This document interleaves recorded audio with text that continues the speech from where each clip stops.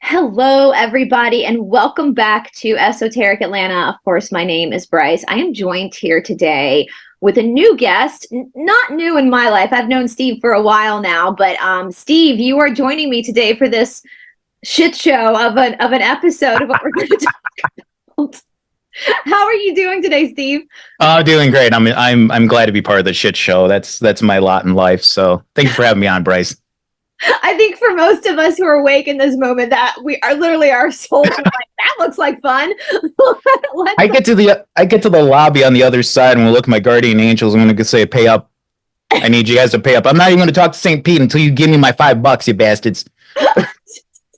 You know, it's so funny. On Thanksgiving, I was actually talking to my boyfriend about the timeline we're in, and I was like, out of all the third density planets we could have gone to, why did we pick this one? And he goes, I think it's just like when you're in the amusement park, because I use that metaphor a lot with getting on rides. He's like, it's that one ride where everyone's like, oh my God, you got to try it, man. It's such an adrenaline rush. And so we were like, cool, let's do it. And I was like, well, my higher self is stupid because it'll be fine. I would have rather gone on the lazy river ride. Yeah. But anyway, I am very grateful that we have a platform where we can we're these interesting cults. We have a lot of cults in the world right now. And there's one that has recently popped up called Twin Flame Universe. And there is a Netflix documentary called Escaping Twin Flames. And there's also an Amazon Prime. I can't remember the name of the Amazon Prime 3-part series.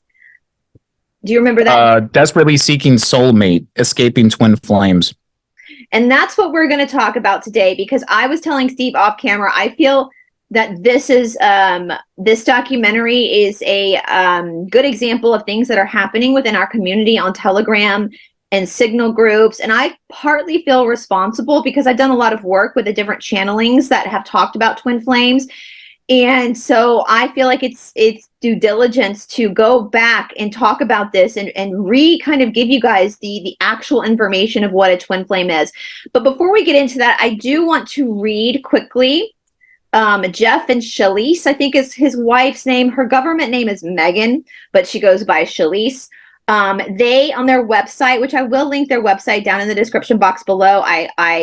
You guys can do what you want to do, but I would not want anybody, you guys, joining their group just for your own research. With that being said, there have been no criminal charges filed against these two as of yet, and we'll get into why we say that when we start talking about the documentaries. So everything that Steve and I say about our reaction to these documentaries are just our opinions.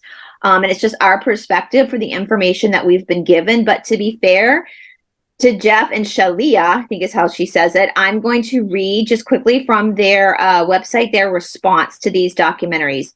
Twin Flames Universe responds to recent media articles and productions. We appreciate the opportunity to address several concerns raised in recent headlines and documentary productions about our community. Our primary objective continues to be the development of a community that is both diverse and inclusive, joined together by common values, principles, and goals. Those who enter our community and become students are treated with love, acceptance, and support. This will never change, and we continue to love those who have moved on and wish only the best for those who ultimately decide to follow their journey elsewhere. Our organization is staffed by multiple disciplinary teams of experts, including PhD researchers and educators from around the globe, all coming together with unique experiences and backgrounds. Each of us has dedicated ourselves wholly to the ethical conduct and welfare of our community. I mean, Steve, like when we get into this is all bullshit, isn't it? Including PhD researchers, all one of them?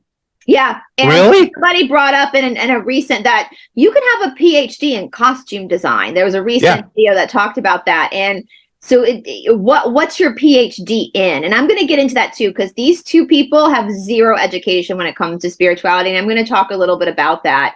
We'd like to emphasize that our educational content and methodologies are tailored to provide a unique path for both personal and spiritual development and fulfillment.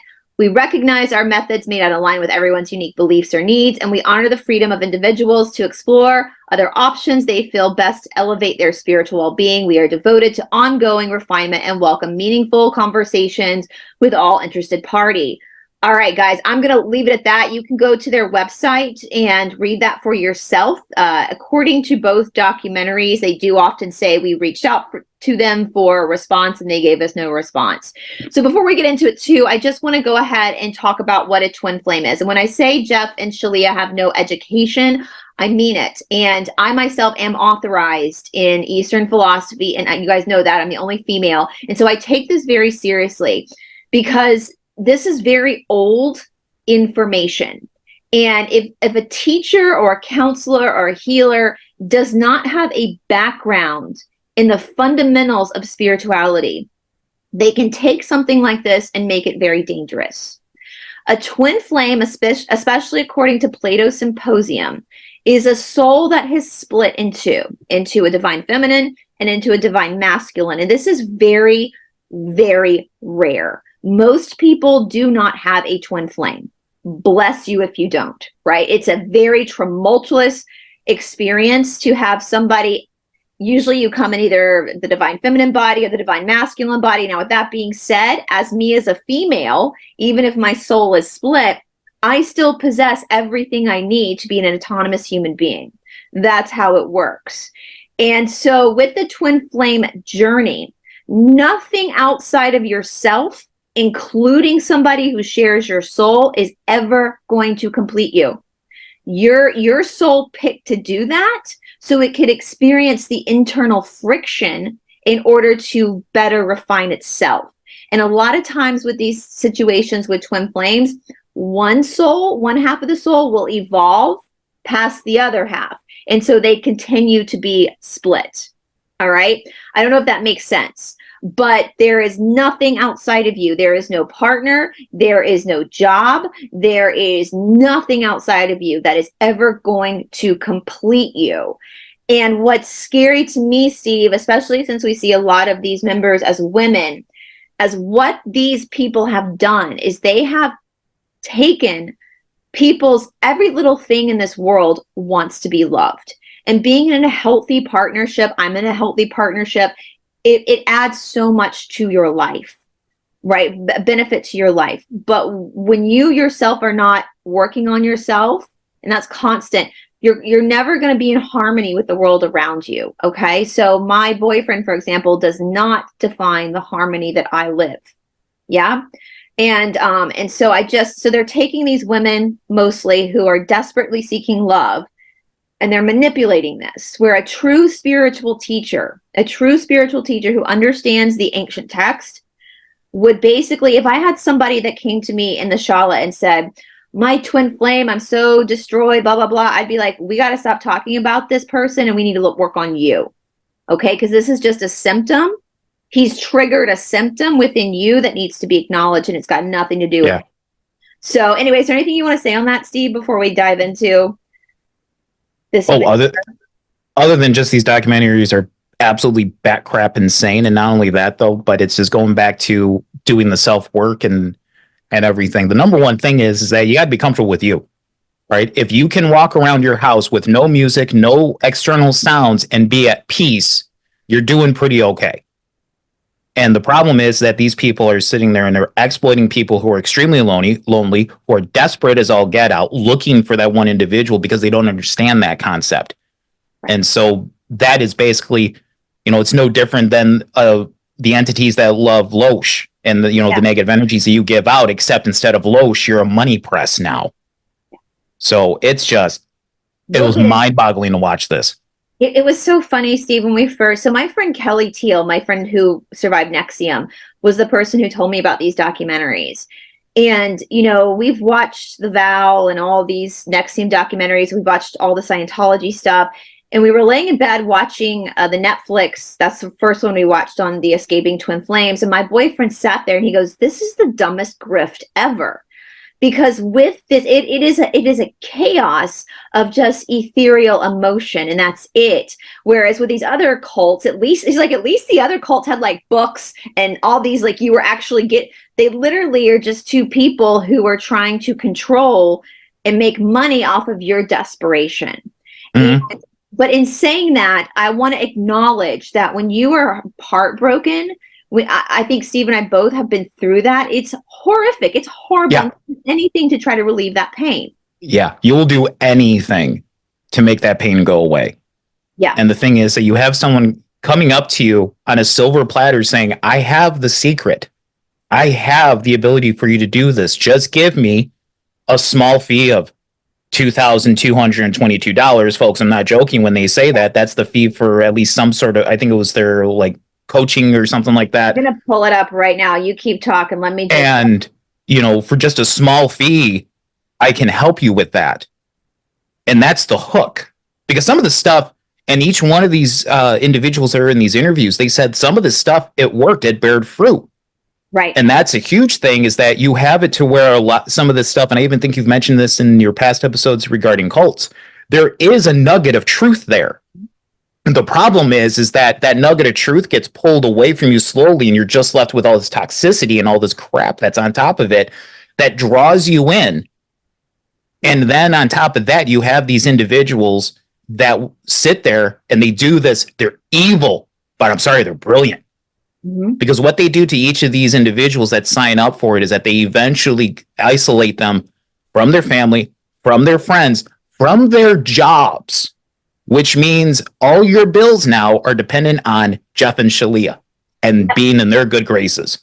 And they've set it up. I'm going to pull it up, guys. And again, please watch the documentaries for yourself. But you're right, Steve, because they set it up almost like a multi-level marketing, where if you become a coach yourself, and it looks like, oh, here we go. So see, they do. There we go. 3,030. You know, it's crazy. I mean, the prices here, you guys. It's gone up since the documentary. Holy cow. I know. And here's the thing, you guys. I'm going to say this again. Jeff and Shalia do not have an education in spirituality or philosophy. I think Jeff went to business school. Am I correct? Yeah, he went to business school. And Shalia, when he met her, this is an exact quote from the Netflix special. 7 years ago, I came to Sedona and found Shalia living in a garage, sleeping on a mattress, on the floor, riding her bike to school in the desert heat. And here she is now wearing Chanel. Because so let that sink in for a minute. Yeah. And don't get me wrong, I'm a capitalist. I believe that you can make as much money as you want to make. But and even in spirituality, you should always pay your teachers. That should always happen. However, in saying that, Chanel does not determine your value as a spiritual person, as a spiritual being. And I'm just going to show you guys the page quickly. Keep talking. Yeah. Well, no. And on top of that, you have it where, you know, these two are spouting all of this spiritual stuff, this, that, and the other, while at the same time they have a camera going, look at my new Ferrari, look at our new house, which I think was like a $2 million home on a few acres of land. That ain't cheap. On lakefront property, mind you. And so while they're talking about all of this spiritual stuff, they're sitting there going, hey, look at my cool stuff. Look at my, you know, Ray-Ban sunglasses with this brand new custom, not Colorado, Corvette that this guy was talking about. And he was so excited about sharing it. He didn't know how to, you know, what buttons did what. I'm still getting used to it. Dude, you can't even figure out your new toy. What the hell? And it's just. That's a young soul. Yeah. That's a very young soul. And I'll give you guys an example. So the prices that they charge now, the school I go to in India is one of the most acclaimed schools when it comes to teaching traditional yoga and Eastern philosophy. It's like a university. Do you know that my tuition there is $500 a month? Holy cow. Now, of course, I have to That's a steal. I know. And that is one of the most acclaimed, like, highly in the world, highly regarded. So when you're going to get an education or you're going to get healing, yes, there is usually a value, a money value, like, because it's an exchange of energy, right? Your teacher, your healer can't continue to work with you if they're not be able to pay their bills. That's just common sense. But when it comes to price gouging, there's a problem. And that's what, like, for us, I mean, for our Shala, like, I'm the only female in the state of Georgia. My boyfriend is one of the oldest. He's the one that brought this to the Southeast. Our month unlimited, so unlimited class tuition for the whole month, every class is 160. And we will work That's with a deal. people.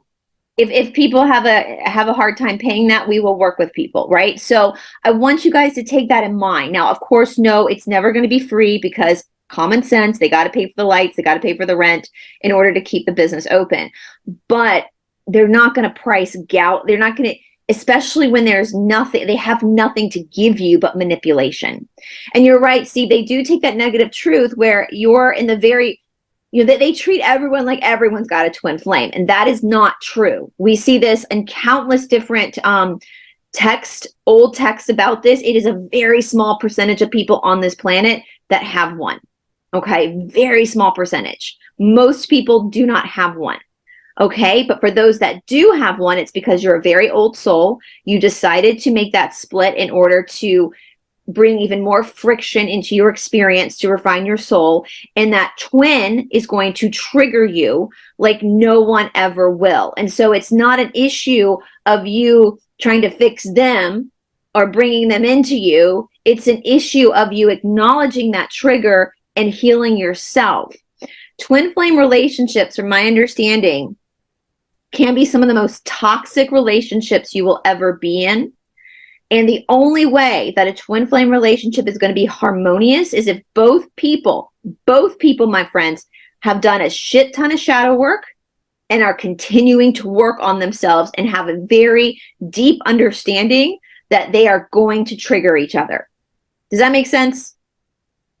You walk in and there's a giant caveat, because the way that these two sell it is, it's the greatest thing. You'll have the best bedroom action you'll ever have. It's the greatest thing. Just look at me and the little lady here. We are just so in love, blah, blah, blah. Okay.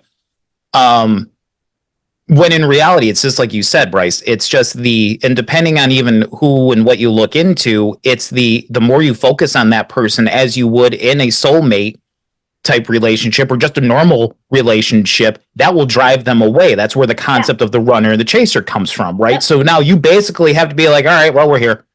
Yeah. And that's it. It is what it is. Yeah. It's you shouldn't even really focus. You should try not to even focus on that person. Just focus on yourself. And so let's kind of get into it a little bit deeper. Now let's talk a little bit about Jeff and Shalia. And some of the documentaries do get deeper into their history as people. I think, when I first watched the first two documentaries, I kind of felt like Jeff was the narcissist, in my opinion, and Shalia was the empath. But then I've been listening to a few podcasts where people are saying she's also kind of crooked. It just didn't show much of that. What are your thoughts on that, Jeff? Steve, I don't look like Jesus like this guy tries to. No. Steve, sorry. I was thinking about Steve.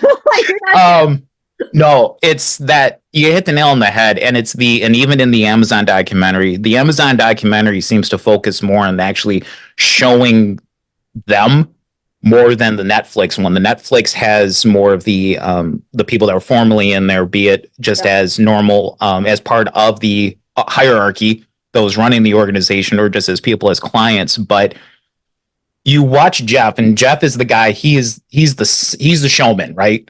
Mm-hmm. And they even mentioned that he was always the guy looking for the get rich quick scheme, and he was always the showman, and that comes through like you wouldn't believe. Yeah. Honestly, you look him in the eyes a little bit, guy's a little off. Just not gonna lie. Shalia is she's very calm and grounded in that. She doesn't get quite as bombastic as Jeff does. But I found it very interesting in the Amazon documentary. They interviewed her father. Yes. And they asked him, do you think she's a victim? And he gets cold as ice. And he goes, no. No. And I Yeah. don't have the quote down, but he goes, she's just as calculating as he is. He goes, she is not a victim. She is choosing this just as much as him. He disowned her too. He was like, Yeah. in my mind, she's dead to me. Because that was the only way he could deal with it. Yeah. For the psychotic things they're doing to other people. And, you know, and the funny thing is, I think it was a Netflix documentary. There is a scene, because Jeff is a very skinny guy, like very lanky, kind of my body type, very like long and just very vata. And Shalia would be more kappa, more, you know, easily gains. Obviously, you can tell she's very soft, easily gains weight. In my opinion, they don't look like they go together anyway, but that's none of my business. You know, whatever. But you can tell with people who have the Ayurvedic kappa disposition, you can always see it, that it's easy for them to gain weight. And he made a comment about her that like he was used to dating like super beautiful fit girls, which I actually question if that's true or not. And when he was with her, he had to rectify in his own mind, would he still be attracted to her when she got fat? Mm-hmm. She did get fat. He was like super attracted to her. And my boyfriend was sitting beside me and he was like, that is one of the most abusive things I've ever heard a man say about a woman, with the woman sitting right there, but coding it as if it's not abuse. Do you remember that scene? Yeah, I remember that. You know, and it's just and the thing is that I can see Jeff getting the ladies just because, I mean, just watch him remove the psychosis out of it. That's exactly it. He's the charismatic. I'm sure he was the guy to have as a wingman when you go to the bar. Guaranteed. And just to watch him, it's like these two he saw he saw, hey, here's where I can get rich quick, because this is the kind of stuff, and especially being in Sedona. I don't know if you've ever been to Sedona. Their entire stock and trade is the woo stuff. Yeah. Like you pull in and there's an eye looking at you with the triangle and all of that. I mean, it's a cool place to go. If you love hiking, highly recommend. But that's what they do. And he saw that. I think she recognized in him, hey, here's a guy who's driven, who knows how to do this stuff because he has that marketing degree, and they just latched on and became cronies. Literally your Bonnie and Clyde sort of thing. Well, it's interesting because you're right, because Shalia, she's from Canada originally. And I believe when her parents got divorced, her father came to America, and that's how she ended up in America. And she was in Sedona learning, I think she was at a hairdressing school, learning how to do hair. That sounds about right. And which, girl, like that's so lucrative nowadays. Like if you want to go to a vocational school and learn how to cut hair, I applaud you for people who do that, because, you know, that they're the ones that are making the pretty penny these days. But she was also apparently studying spirituality, but like tarot cards and like, you know, doing all these Sedona things. So it sounds like she didn't have like an actual like hardcore teacher. It was just, she was just kind of fiddling with stuff without having one person there, which I'm telling you guys, you need someone to guide you that's going to help you, but you have to make sure that person also has a teacher and also has a lineage, and they're accountable to, because that can quickly fall into cult behavior if you don't have that discernment to see these red flags. So I think you're right, Steve, because apparently Jeff had never even really thought about this whole twin flame thing until he met her. And then all of a sudden it was like, ding, ding, ding. Let's market this as the greatest love story ever told. Yeah. Well, it wasn't until he went to Sedona that in the Amazon documentary, they interview his childhood friend. And he was saying how he started to change his name. Yep. You know, now he's Ender's, you know, he's Jeff something or other. And now he's Ender something or other. And it's just, okay, that's a little out there. Yeah. And then, now it's Jeff and Shalia and this, that, blah, blah, blah. And it's just, it's a heck of a thing to watch. And it's just, you can't watch. And I don't know if it's because this is how Jeff is or it's how it's produced, but you see, as they tell his story, the machinations running as the story progresses. And you can almost see it in his head as he's talking to his coaches and to his students, where there is a constant just whirring of gears in his mind, trying to he's listening to everyone, he's absorbing it, and then he's throwing it back out at them in a very toxic way. Very toxic. And it's insane. God. I've never had a spiritual teacher speak to me the way that he speaks to his students, his victims.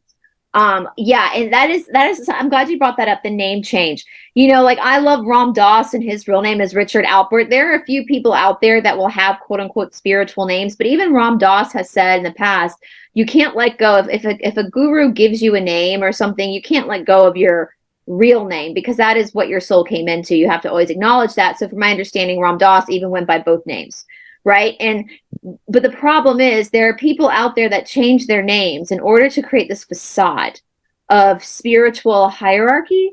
A lot of people will go by particular like they in one of the documentaries they said, you know, Megan, who is Shalia, realized Megan wasn't a spiritual name. Well, why isn't Megan a spiritual name? I know plenty of Megans in the Ashtanga world. Mm-hmm. Like my name is Bryce, is my mother's maiden name. I'm not changing my name. Like that's the name I incarnated into for this lesson I'm learning in this life, you know? And not unless you look at it from a marketing perspective. Exactly. And that's exactly what it is. Exactly. All of this is all marketing. It's a costume.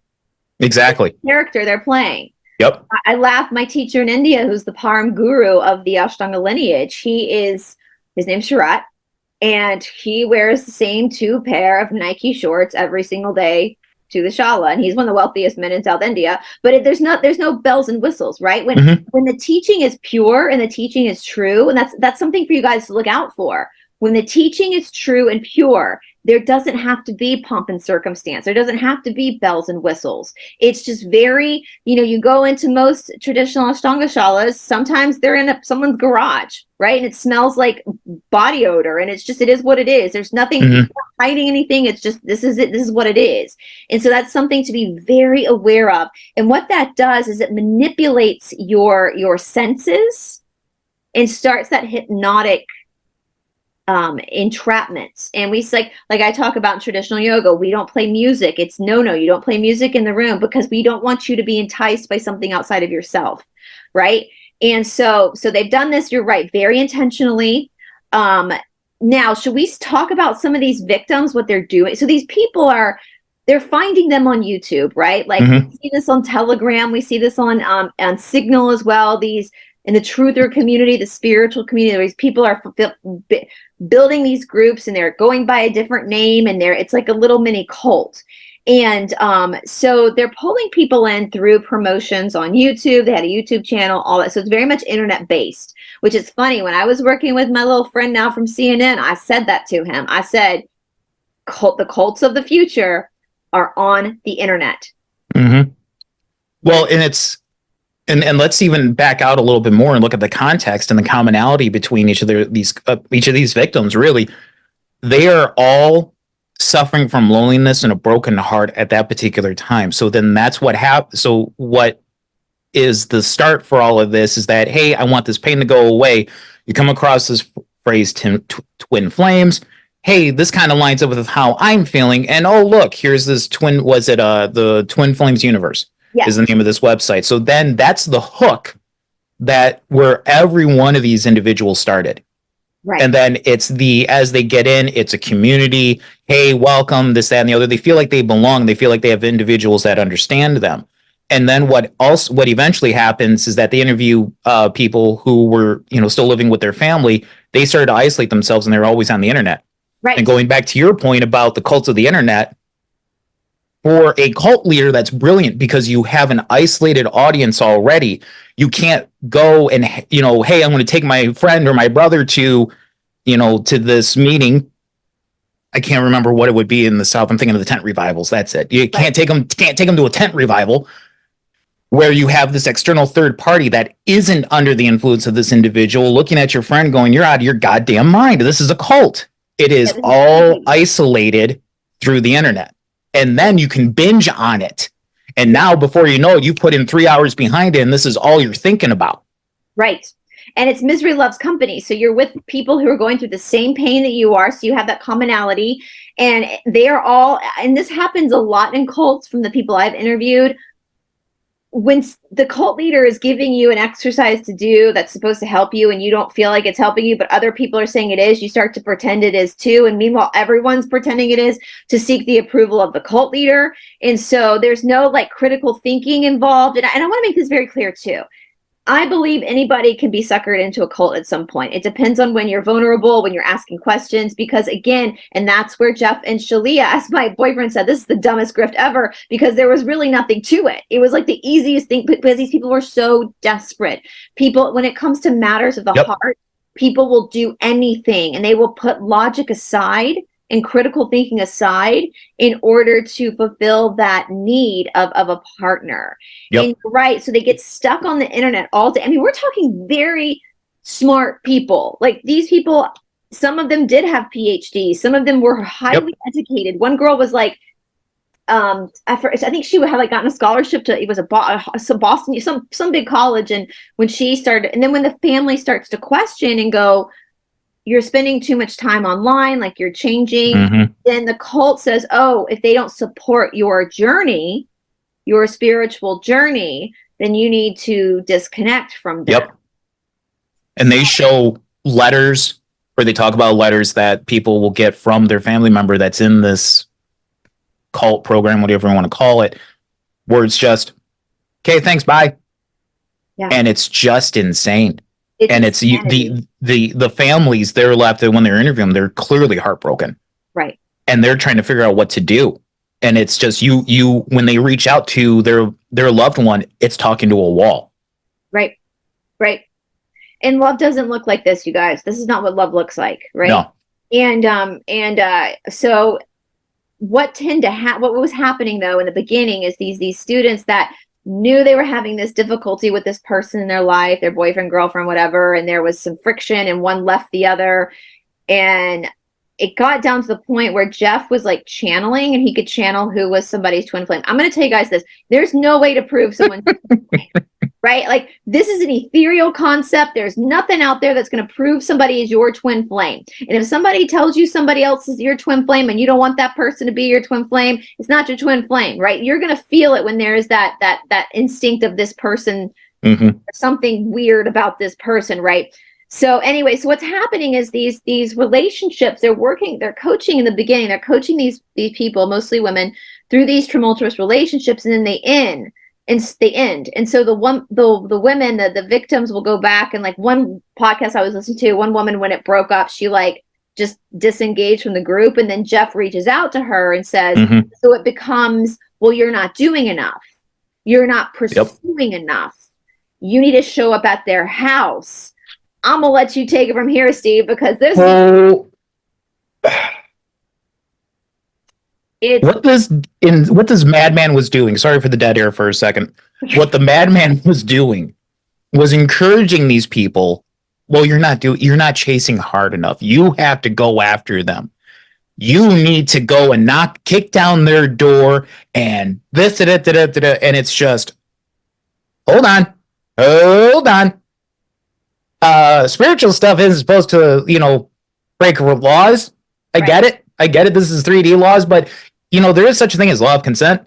And if someone says, get off my lawn, you're kind of obligated to do that, because according to the rules of the fuck around and find out crap, the more you stay on that lawn, the more you're going to find out.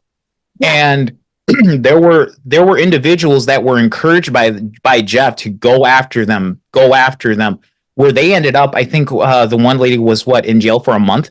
Yeah, the guy pulled a restraining order on her. And what had happened was that it was for her birthday. For her birthday, she decided to go out to a club that this guy, that her twin, just happened to be at. Dude has a restraining order. Sorry, can't talk today. He has a restraining order on this woman, and then he sees her, flips out thinking that she's stalking him. Right. Calls the cops, and she gets arrested because she violated the restraining order. And all she wanted to do was go out and dance on her birthday. That's it.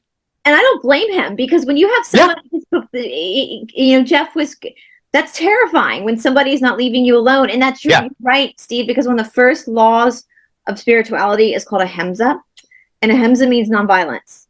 And so when somebody puts a boundary up and you keep pushing that boundary, you're breaking the first law of spirituality, because that is considered violence towards that person. And you have to respect other people's free will and choices. Regardless of whether that's your twin or not, you have to respect their journey. If you want your journey written, that's crazy too, because you know they disconnect from their families and their family and friends because they're not respecting their journey. But when you're pushing boundaries on another person, you're not respecting their journey. It's because I want you. Them I don't care about, because this person told me I'm getting rid of them to get you. right. That's with all these documentaries and podcasts I've listened to, that was one of the biggest pushback. I feel like a lot of that's when I think in cults or like abusive relationships, you do have moments of clarity. And for many of them, they would come out of that haze a little bit, and you could tell they were really uncomfortable with the links that Jeff was pushing them to go. But because of the desperation of needing that cult, needing that security, they would go against their own reasoning and continue to break the boundaries of consent. It was wild. And so and that was basically, so let me rephrase that again, guys. So a relationship wouldn't work out. The member of the group would say, okay, I'm done. It's just not working. They don't want to see me anymore. And Jeff would say, no, it's because you're not, there's still an open door here. So in their mind, there's like still hope. The person who broke their heart is going to come running back if they just pursue enough. Now, and it ends up being with somebody in jail, right? Now, Steve, we talked about this off screen too, and I want to address this to the women out there who are watching. And part of the reason why I wanted Steve to come on is not only that he have a channel that's going to be dropping soon, but Steve is a masculine, heterosexual voice. And I feel like it's good to have a heterosexual female and a heterosexual male, even though I have no problem with homosexuality. But in this type of situation with a lot of these dynamics, we're looking at heterosexual relationships in that dynamic, right? So we were talking about this off camera. For the women out there, for the heterosexual relationship, typically, generally speaking, men are really the chasers. They're the hunters. And we were talking about this, and Steve, as a heterosexual man, what happens when a woman aggressively comes after you? There's a part where it's like, okay, this is kind of cool because, like you said, normally we're the chasers. But then there comes a point where you're like, okay, seriously, you got to stop. And then when they pass that boundary, you really need, as a guy, need to start thinking things through, because you have two dangers here. One is I actively have someone stalking me. Yeah. Not currently, but I'm just saying this as an example. I currently have someone stalking me. I don't know what the lengths they're willing to go towards. Are they willing to go to 10, or are they just going to be just constantly knocking on my front door? And two, as a guy in today's climate, I have to be very careful with how I react, because I can get pushback either way. Yeah. I can get it to where if I don't do anything for fear of being taken out of context and being thrown in the jail because now I'm the assaulter, because, well, this individual has been stalking me for 3 months. Because of the Me Too movement. Exactly. Yeah. So now it becomes a game of chess instead of checkers. And that is just extremely terrifying. Yeah. And I will say, for me, like in all the healthy relationships I've been in as a woman, it's been the male that's been the one that's pursued me in a healthy way. Now, with that being said, for women too, if a male's breaking boundaries as well, that's a problem too. But it's a healthy way. And like for my boyfriend now, like when he started to pursue me, I showed interest, but I also pulled back a little bit and allow him to be the alpha, allow him to be that person. So when you have these women who are aggressively going after these men who don't want anything to do with them, it becomes huge legal issues. Now, Steve, shall we get into, you said something really funny when we signed on. You said, I never thought I would agree with a gender studies major. Yeah. So in the Netflix documentary, I can't remember what this gentleman said, but it was saying just how toxic and how insane this guy was, because what they eventually were doing was that they realized that 85% of their membership were women. So then they started saying, well, I just got a channeling. Okay. And we're going to pair you up because your twin flame is in this community. And so they would pair up women with women and then decree one is the divine masculine. Therefore, you need to transition into a guy. I'm serious, guys. Excuse me. I'm sorry. No, you're fine. They were having people change, adult people go through, and when they would push back and say, no, I'm not. That's one thing I want to hit on too, Steve. Jeff, all of a sudden, he's now like the decreer of all twin flame. Yeah. Like, he's the one that tells you who you're. That is bullshit. If anybody is out there on Telegram, Instagram, signal telling you who your twin flame is, run, run, run, run, run. You're in a cult. It gets worse than that because so then they start talking about babies. And it was literally these ladies were putting on their Facebook group looking for a twin flame sperm donor. Never thought I'd say that in my life, but here we are. And Jeff put the kibosh on that real quick because before it was kind of an internal network, and now he's going, no, I will assign you a donor. Yep. So he had control over everything. Not just your sexual partner, not just your gender, but now your child. And your name. Mm-hmm. And my apologies, everyone. I'm fighting a cough right now. Going back to the gender studies individual, it was that I'm sitting there going, holy cow, I never thought I'd find common ground with a gender studies major, but here we are. And it's just when you have people of diverse ways of thinking, diametrically opposite, more than likely sitting there and finding agreement on something like this, you know it's bad. Like, I don't know of a clearer sign than that. Right. And just to watch this individual, I'm not going to lie, I never want to hear the word harmonious again. I know. Because it's just terrible. Harmonious union. Really? All of these individuals are miserable. Where do you find harmony in there? And there was one. They have no what they've given it all to Jeff. And there was one lady, her name was Angie. And they said, hey, Angie, we're going to assign you a twin flame. You're the masculine. Change your name and turn into a guy. And this was a powerful scene in the Netflix one. This one hit. She's watching a recording of herself on a call, and she's going on using all of these buzzwords. And she pauses it, and she goes, that's someone who's been in for a while and is saying all of the right words, but doesn't say the truth in any of it. So eventually these individuals who started to kind of wake up and start to see just how messed up the situation was, they realize that if they leave this group, forget their friendships, forget all of that, their source of income is this. Yep, because they get them to coach as well. So that's, because they quit their jobs and they start coaching other people. I want to show you guys. Now, I want to make this very, very clear. And when it comes to the LGBTQ community, and I think I've said this before on my show, when it comes to changing your gender, if you're an adult and this is what you want to do, go for it. Like, you have the right to do what you want to do. My issue is more with children on the broader scale, but this as well. So we see this happening like right here. These people were interviewed. You have all these, this is from their website. You have all these individuals that are being forced. Now, there was one woman, I thought she was fantastic. They assigned her as the masculine, and she was like, no, I'm not.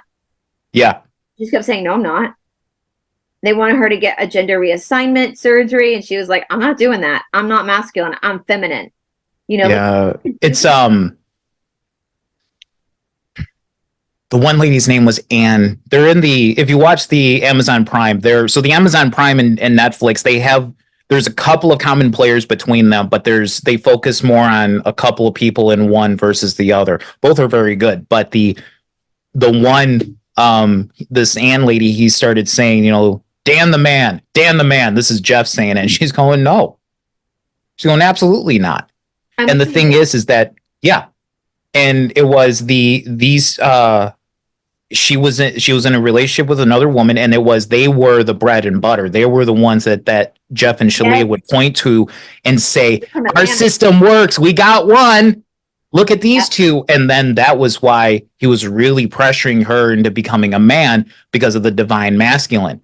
Now, Bryce, correct me if I'm wrong. You can, with the stuff that I've seen on Twin Flames, you can be a guy and be a divine feminine. The divine feminine only means it isn't a gender specific thing. It's just a way to describe someone who's more spiritually open to the ideas of spirituality. Whereas divine masculine, you have it where they're a little bit more grounded. They're not quite open. So even the phrases divine masculine, divine feminine do not even apply to the gender of the individual that is that.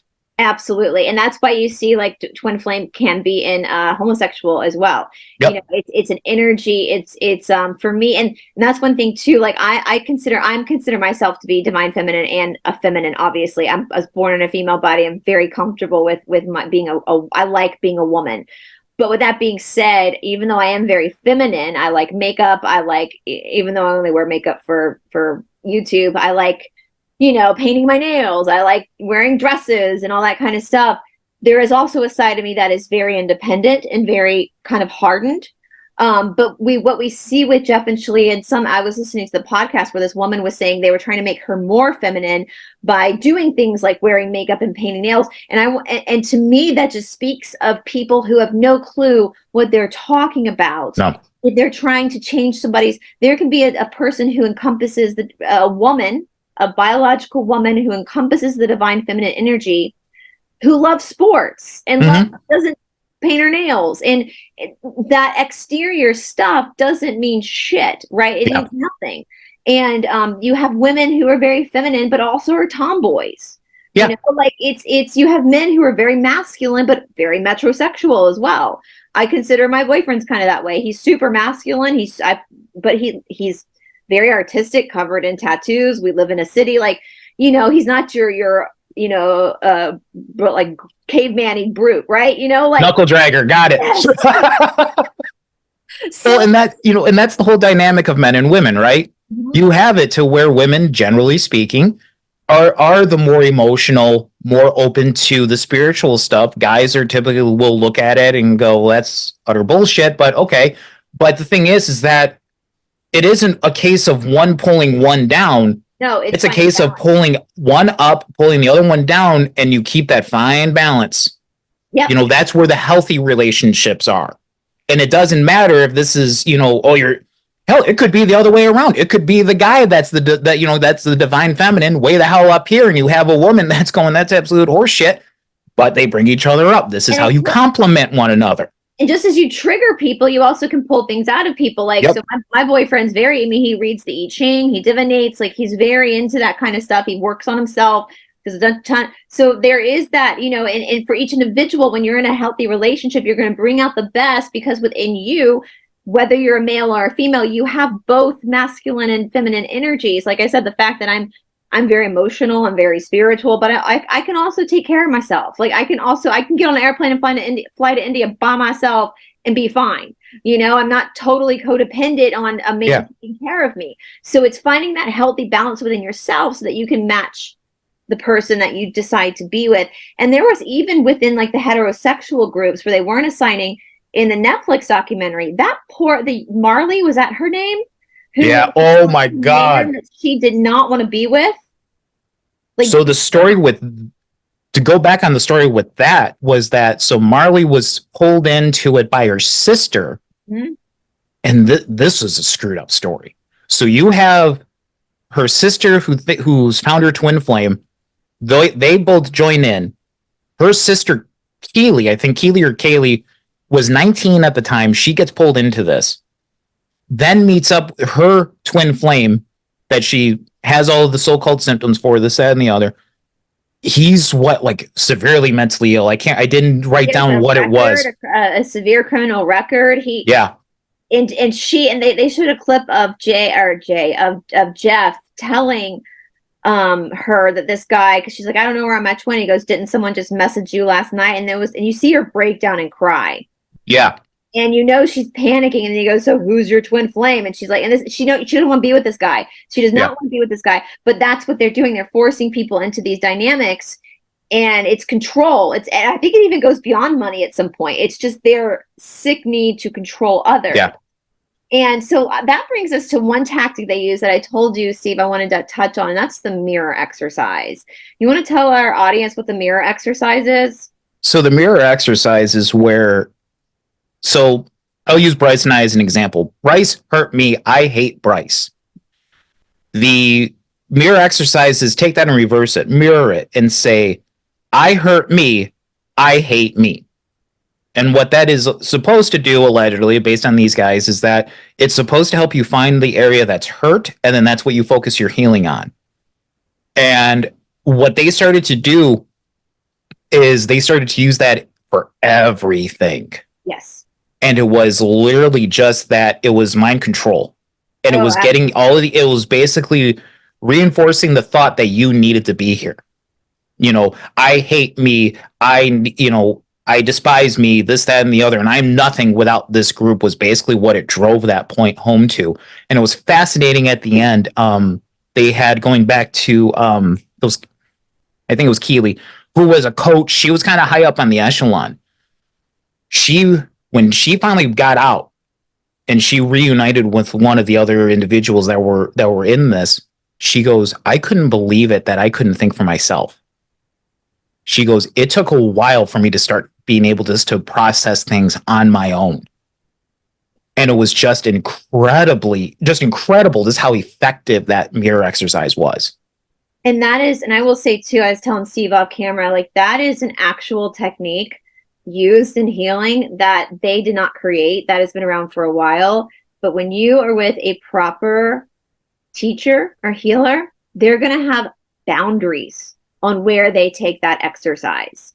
Let's say that you're in an abusive relationship. Let's say you're getting beaten up every night. And you go to your healer and you with a black eye and you're like, I'm getting beaten up. And the healer goes, well, why are you beating yourself up? Do you see how that gaslights the victim? Where in that situation, you go, the healer's job is to say, holy shit, we need to go to the police now. You don't deserve this. We need to take care of you and figure out, and then get you into a trauma therapy to figure out what it is that attracted that into your life. It's not your fault, though. It's just does that make, so if it's a little thing like, oh my God, this person pisses me off, blah, blah, blah, it's nothing that major, then you can say, okay, what is it that they're pulling out me that's pissing me, but when it comes to big issues, like, let's use this for an example of something they could do with the mirror exercises. You say, Steve, I'm Jeff. I say, Steve, I think you're the female. And Steve goes, no, you have conflict. Well, ask yourself why you're not accepting the fact that you're actually female. You see how that mentally talks with you? When you said no, and you put your boundary up and said, no, I'm not doing that. I'm not chopping I'm not chopping my breast off and taking my uterus out. That's not going to happen. Yeah. Right. There's a huge disparity between the individual sitting next to me chews with their mouth open and it drives me up a freaking wall versus that same individual punches me in the head so bad I black out. Absolutely. Those are two drastically different things that need to be dealt with drastically different. Mirror exercise works for the mouth chewing, not so much for knocking me out with one punch.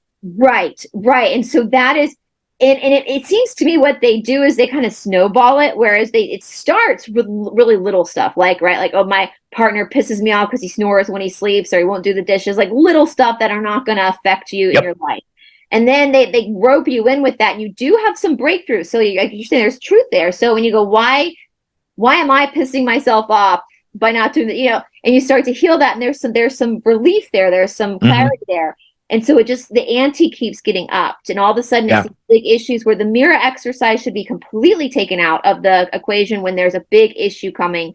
And a good healer, a good teacher, whatever it is, will know where that boundary lies. Yep. Will know when they need to step in and say, you need to, in my opinion, you've got to go. We're not doing this. You've got to protect yourself. This is not okay. Yeah.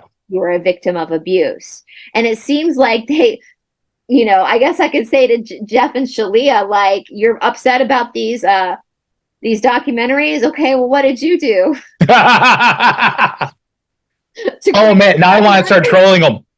Now I just want to start trolling them. Just be like, hey, I think you need to do the mirror exercise. Just a whole bunch of different memes of just holding up a mirror. Yes. Like, that was one hilarious thing, was that one lady, she goes, I feel bad for doing this, but she found she still had access to all their social media accounts. So she starts doing random postings. Like, in random memes, like one of them, there was like a guy that had, I don't know, looked like 50 wives, and she went and put Jeff's face on the painting that was the other guy and posted that. She goes, yeah, I feel kind of bad. It was disrespectful to those ladies. She goes, but I don't know, it felt good at the time. I'm like, we'll let it pass. I get it.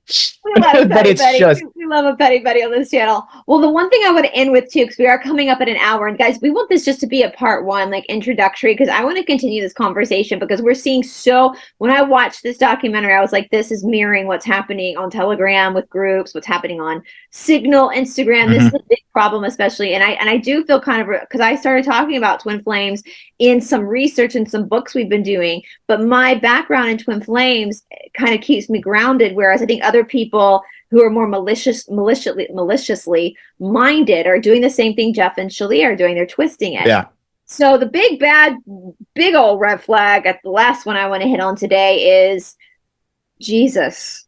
What does Jesus have to do with all this? Oh, good Lord. So this guy, again, scrawny looking dude, starts growing his hair out, starts growing a beard. And this guy fails to realize that he has what's called a very punchable face. Now, I'm not saying you do this.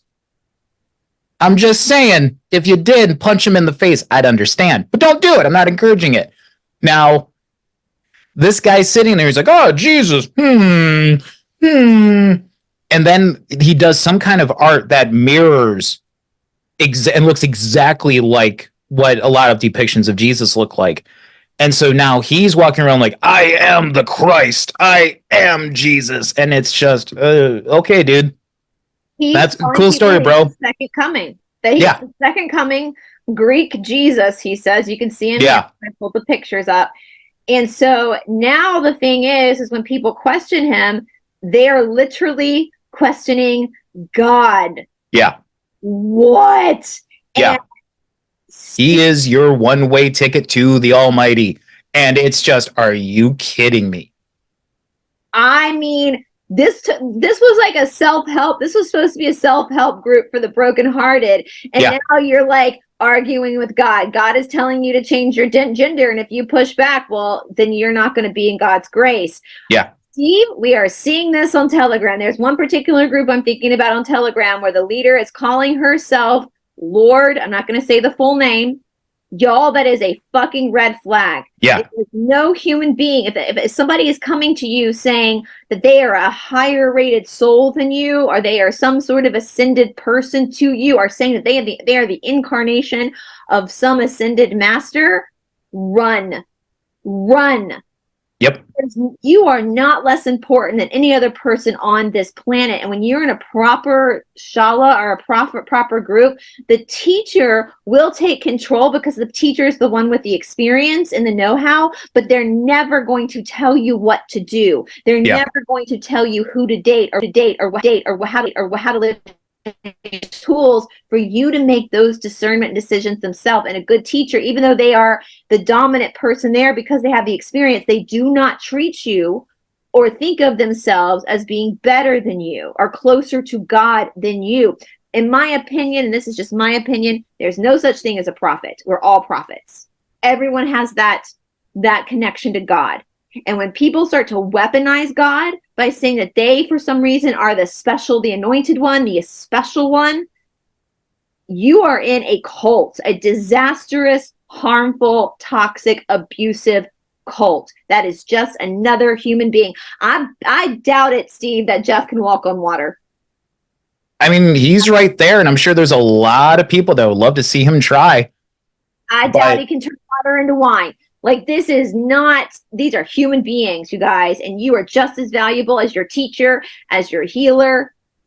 So not, if somebody tells you they are better than you, or they are the incarnation of God, that is a huge red flag. Sorry, go ahead. Well, no, it's just the common, at least the consistent thing that I've seen in spiritual teachings is that you are a fractal of God. Mm-hmm. Every human being is a fractal of God. That is basically the definition of a soul. Therefore, that makes you on a very even playing field, right? That's where that's kind of the origin point of, a lot of the spirituality. I think what would it be like Buddhism? I'm probably sure. I think Hinduism is that way. Everyone is equal because we are all fractals of God. Now, going back to the guidance, the teacher is no more than a compass. The teacher tells you, go that way. They're not going to tell you, oh, by the way, there's a bog you got to avoid. If you go right, you're going to die. If you go left, that's the best way to go. Nah, you just go that way. They don't give you the details. It's up to you to figure it out because that is your journey. Yeah. But it's and even correct me if I'm wrong, even the namaste, everyone says namaste, but what that means, and correct me if I'm wrong, when you go namaste and do that, that's you saying the divine in me acknowledges the divine in you. Absolutely. Meaning we're the same.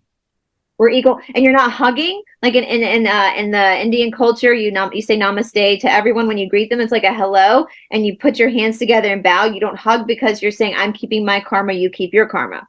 Mm-hmm. Right? We're all here to learn, and there's something, a good teacher. You're right. What you're saying is totally true, Steve. Because a true teacher will never interrupt a student's karma, and a true teacher will never create any more karma for the student. Guruji used to say, 1 time telling, 2 time telling, 3 time God telling. At some point, and you have to remind me, 1 time telling, 2 time telling, 3 time God telling. Like, you just have to back off and just let people make mistakes, and you warn them about the opposite, but then you let them go through it themselves. It's like Shanti says as her job. She's like, my job is to show you where the light switch is. It's your job to turn it on. Yep. And that's not what Jeff and Shalia are doing. No. They're not taking complete consent and complete free will away from their clients. Yeah. No, they're literally, here's the light switch, and they put their hand over it, and I have to let you do it. Yeah. And then when you flip that switch, I have to screw in the light bulb. And then I screw in the light bulb. I have to turn on the breaker. But for the small fee of $111.11, you too can walk on water just as I. Hey, Jeff, can we see that? Heretic. And that's exactly. And look like Jesus. Yeah. Steve, if you grew your hair out, wear your hair down and out, you look like Jesus too.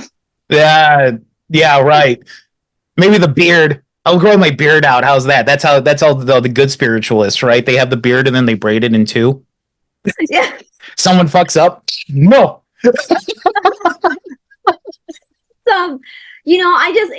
There has to be, and as we're saying this, Steve, it's so apparent how much Shalia and Jeff need their victims more than their victims need them. Oh yeah, and that's just it. And they're very calculating, and they know that, because what happens and they go through. Someone pulled up an Excel sheet and was every single one of their students and employees and all that. They had access to all their social media, all of their handles, all of that, and it was immediate block.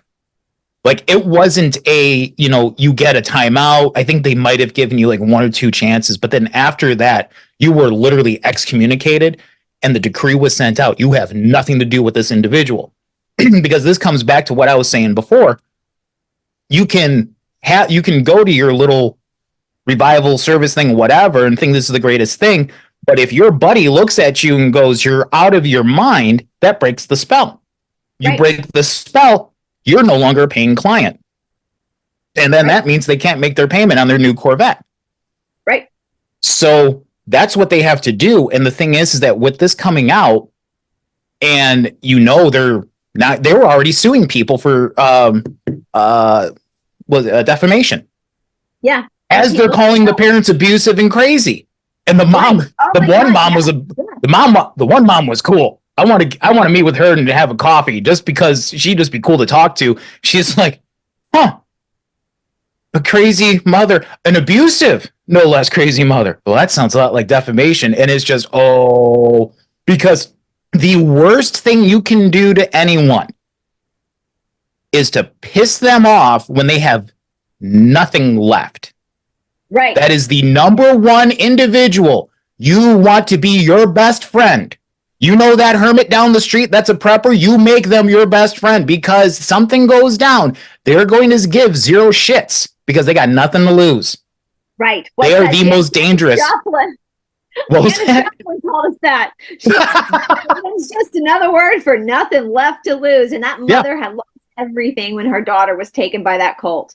And she was definitely fuck around and find out, wasn't she? Yeah. Like, she even went to Sedona and found them and waiting just for a glimpse of her daughter.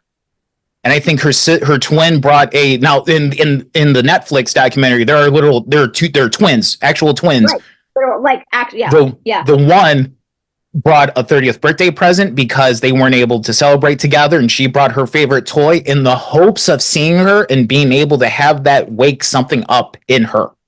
To catch her that glimpse of clarity. Even when if that was the same person I'm thinking of when she had her first child, she sent an email to her twin sister to come see her niece, and that she was like, "Oh no, you're not my family anymore. Please leave me alone." Yeah. That's fucking crazy. And it's you know, and that's the thing, like the cult on Telegram that was stalking me, the person who another cult claims that she's the descendant of Tesla and that she's God incarnate on earth. When I filed the criminal charges against her, and we've got it, there's an open investigation going on right now. So I'll say about my boyfriend laughed, and he was like, "That's the definition of fuck around and find out." People, you can only, but that's the thing about a narcissist, right? A narcissist or a psychopath, they never know when they've gone too far. Yeah. They never know when they've hit that point where they've gone too far. Because most people will try to be patient and will try to just let things go. But there comes a point like that mom where you've gone too far, and that's it. It's done. It's over. And the thing is they get all of their followers kind of feeding them. So it's a vicious cycle, right? Mm-hmm. You have it to where I push my followers encourage it because they do what I say. Therefore, in this close-knit community that I've created, hey, it's an echo chamber. I can do this to whatever. The problem is you never anticipate the individual like that mom who's going to say, listen, I want to give zero shits. And you're going to get it to where this guy's going to screw around. He's going to find out. And the individual that does the finding, that does that to him, they're going to get into a jury. Jury's going to watch all those videos because the individuals that were still higher up, there was one lady, she's in, and they wrecked her life. And she is in this tiny little trailer. Yeah. To me, it looks like it's not in the greatest place, but she pulls out this box. And in this box is a hard drive. And this hard drive was everything. And that's where a lot of these videos come from, is that these individuals have all of this data. All they need to do is just submit that. Good luck finding a jury sitting there saying, yeah, this guy's guilty. No, they're going to be like, okay. Yeah, it's so funny you're saying that. The same cult on Telegram that was like making these voice recordings and like threatening me, I got real quiet during this time, and we were recording everything they were saying and putting it on a thumb drive. Yeah. We have multiple copies. The police have a copy now. And now since I filed the charges, they've been going around and deleting all this stuff. And it's like, it's too late. It's too late. You fucked around and found out. We have everything, all the names. They have all the addresses, like, and they're actively, state's attorney. I have to talk to the state's attorney soon to actually file the arrest charges. I mean, you can't, and that's the thing again about these narcissists. And that's the thing, that's the good thing, I guess, about the fact that the new cults are now on the internet, is because we're recording on Zoom right now. Yeah. There's always a record button, and you can record from your phone. Like, there's always devices. And so that is the saving grace. Dr. Yanya Lalich, who's one of the leading experts in cults, she's been involved in this case too. And I don't know, Steve, they did make themselves a church, which was the big mistake that NXIVM made, because Keith Raniere never made himself a church. And so that's why it was very easy for New York to go after him and put him away in prison forever. Mm-hmm. But that's the hard thing about Scientology, right? Is that they're an official church, and there's a lot of wiggle room when it comes to like religious practices and the freedom of religious practices. So what is your speculation, Steve? What do you think is going to happen with this group? What do you think? Oh, do you think it's going to be interesting? Well, the thing is that you can't, it's going to have to be on the state level. It's not going to be the federal government, because all they have to do is look at the federal government, hold up the shield of you're being, you're being an ist, and that's it. So they can hold off the government on one side. Locally is where they're going to get hit. Now, remember, folks, Al Capone was taken out by two things: an STD and avoiding taxes. All right, Al Capone. That's what got him. So now we have to look at it more from a more local basis and say, okay, what laws are they going to violate? Because I think there's going to be a little bit more wiggle room there. Now, I'm not a lawyer in the state of Michigan. That's where they're located. I play one on TV and the internet, but I'm not a licensed lawyer. But that's where, if you're going to go against those two, that's where you got to focus, I think. And so now you're going to get, because here's the thing. Now the moms are getting involved. And they show in the Netflix one them talking over coffee and this, that, and the other. You know, when those cameras are off, they're sitting there, they got their boards, they got the pins with the string going. All right, how do we take these fuckers down?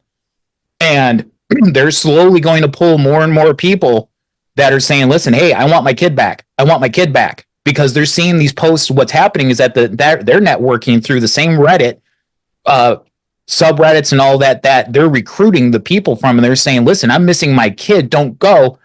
Oh, hey, your kid is in this? Mine too. Let's talk. So now you have it to where these two psychopaths, that's right, I said it, are rising up and forming their cult. Y'all, something's going to come up and there's going to be a response. And I think what's going to happen is that they have to focus more on the state level and figure out how to get them from there. Because the whole reason why they decided to form that church is to get that tax exempt. Because, and I think what's ultimately going to bring them down is their greed. That's ultimately what's going to bring them down. Well, and I will say that another thing I was going to tell you guys, because this is such a big, explosive docuseries, there's podcasts. There's not, although there's not many YouTube videos. I was looking, Wondery has a podcast that's on YouTube, but not many people on YouTube are starting to talk about this yet. And I'm encouraging you, if you have a YouTube channel, talk about this. The more exposure it gets, look at what happened with Scientology, with all those Scientology guys. The more exposure, that's another thing to bring them down, is the more we know. Knowledge is power and knowledge protects. So the more we talk about this, the more you make people aware of their vulnerabilities, the more people are going to be prepared to look for these red flags. Well, it's not only that, though, but there has to be that acceptance of, listen, to the people that are in this, because they're doing heinous things too, because they need to keep their income. This is now their income, so it's forcing them. It's kind of like trying to think of the National Socialist Party in the 30s, right? How many of those individuals that were doing that were just following orders because if they didn't, their family would die? The stuff they were doing was heinous, but what's the lesser of the two evils? So there's a level of grace that needs to be broadcasted to those very same people as well. Because it's that, hey, this is, you can throw all the evidence in their face as hard as you can. The problem is that individual has invested tens of thousands of dollars at this point. I think the figure that was thrown out was what, like 30 grand, 20 grand, something like that. It's all the teaching materials. So they have to justify it in their own mind. Otherwise, they'll lose it. So in order to keep themselves sane, they have to keep doing this and keep accepting it, drinking the Kool-Aid, even if they only half believe it. There has to be that level of grace extended to them as well. You serve that all up on an olive branch to these people. Not Jeff and Shalia, fuck them, they're gone. But all of their all of their victims, including the people that are within their organization, that because they came up to the organization from being the students, right? So that grace has to be leveled at them, not so much Jeff and Shalia, but at them, because that's the only way. Because now you can have it to where, I think it was Keely. She realized she started to hide. It was with the kids. That's right. So in order for you to have your twin flame kid, you had to make an income of $10,000. Well, what was that $10,000? Why $10,000? Because that was going right to Jeff and Shalia's coffers. What she was doing was that she was lying and not reporting everything. And that was that little spark in her thinking meat that went, okay, if I have to lie to do this, something is very wrong. And then that cascaded down to her and the guy that was her twin flame. They were yelling, hating each other, but they said, we got to get out of here. She grabbed her sister and they got out of Dodge. But she needed to realize that there was acceptance and grace outside of that. Because that's the whole biggest thing, right? What power, and she even says this, she goes, they had no authority. Why was it that I was scared to leave and say no to these people? Because they gave their authority to them, because without them, they had no friends, no family, no income.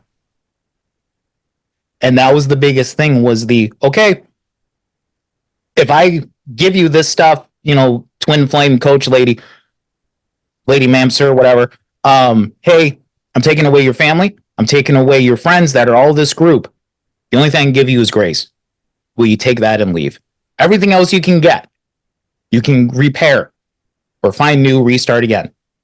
But you have to acknowledge the fact that they have no control over you and that there is forgiveness on the other side. They won't offer that to you. We do. We, as in their family, extending out to them. The community. And that's the thing too. Like, you know, if I think that's the thing that's most upsetting about these groups is that it's the way these people are treated. And so I want to put that out there. If you're somebody from one of these groups, we wouldn't be talking about this stuff if we were not concerned about your well-being. I don't care about Jeff and Shalia. I want to, I mean, I think they deserve justice. In my opinion, I think that there needs to be, but I don't know how it's going to happen, but there needs to be some type of karma needs to be paid back for what they've done. But for the members, it is horrific that they want you to strip all of how you changing your gender because somebody told you to do that.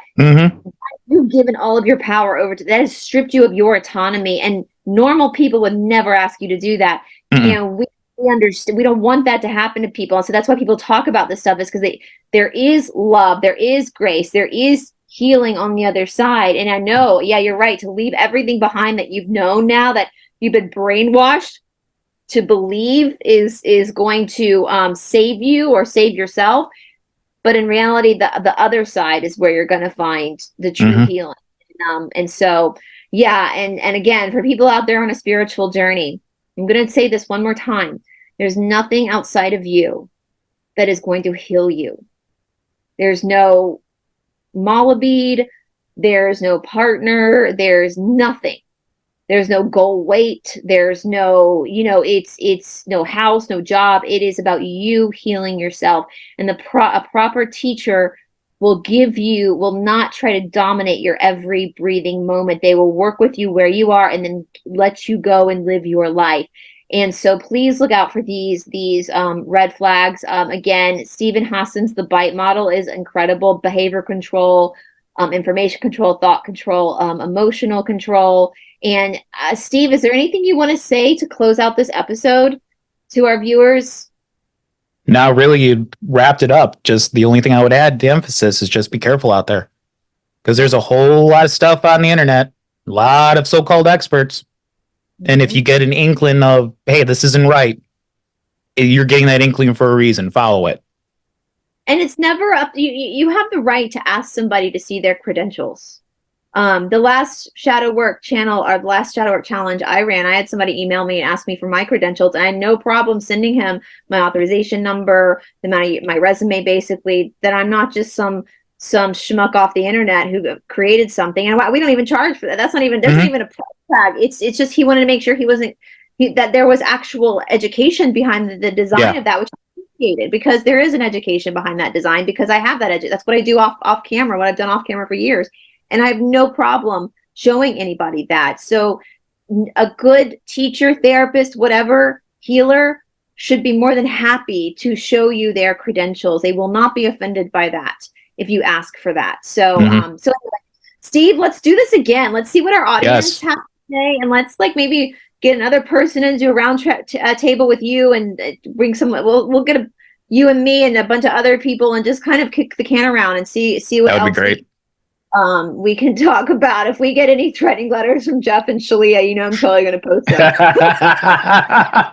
Can I do a dramatic reading? I want to do a dramatic reading. Yes. I'll include some music in the background, you know. I'll turn it into like the Civil War documentaries where the soldiers, they have the reading of the soldiers' letters. We'll do that. I ask that you cease and desist all other references, therefore within. Come at me, Michigan Jesus. Come at me, Michigan Jesus.